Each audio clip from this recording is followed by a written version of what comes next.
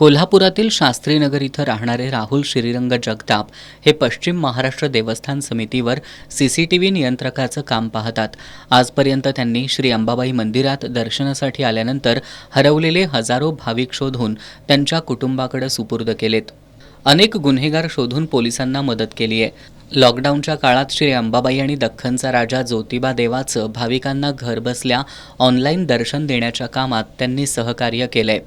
राहुल हे कन्या राजेश्वरीच्या जन्मापासून गेली 4 वर्ष वेगवेगळे उपक्रम राबवत आहेत. 17 जून 2022 रोजी राजेश्वरीचा पहिला वाढदिवस आईवडिलांच्या आग्रहास्तव त्यांनी मातोश्री वृद्धाश्रमात साजरा केला. यावेळी सेवानिवृत्त जेल अधिकारी असलेले राजेश्वरीचे आजोबा श्रीरंग जगताप आणि ITIमध्ये प्राध्यापक असलेले सुदाम पाटील यांनी वृद्धाश्रमाला 11,111 रुपयांची देणगी दिली. यावेळी हणबरवाडीतील अंध युवक मंचला 11,111 रुपयांची देणगी दिली. दुसऱ्या वाढदिवसानिमित्त त्यांनी वृद्धाश्रमातील वृद्ध, अनाथ आणि अंध मुलांना DYP सिटी मॉल PVR सिनेमामध्ये वेड हा चित्रपट पाहण्याचा आनंद दिला. तिसऱ्या वाढदिवसानिमित्त मिरजकर तिकटी इथल्या अंधशाळेतील विद्यार्थ्यांना स्नेहभोजन देण्यात आलं.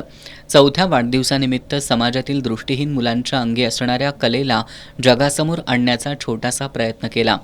GST कमिशनर प्रसाद गोरसे, देवस्थान समितीचे सचिव शिवराज नाईकवाडे, कोल्हापूर महानगरपालिकेचे अतिरिक्त आयुक्त राहुल रोकडे, डॉक्टर अजित पाटील, डॉक्टर विद्या पाटील, देवस्थान समितीचे उपअभियंता सुयश पाटील, लेखापाल धैर्यशील तिवले, राहुल जगताप, राधिका जगताप यांच्या हस्ते राजोपाध्ये नगर इथल्या अंध युवा मंच या संस्थेला 11,121 रुपयांची आर्थिक मदत देण्यात आली.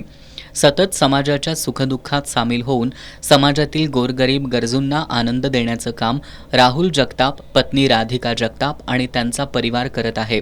त्यांच्या या सामाजिक उपक्रमाचं कौतुक होतंय.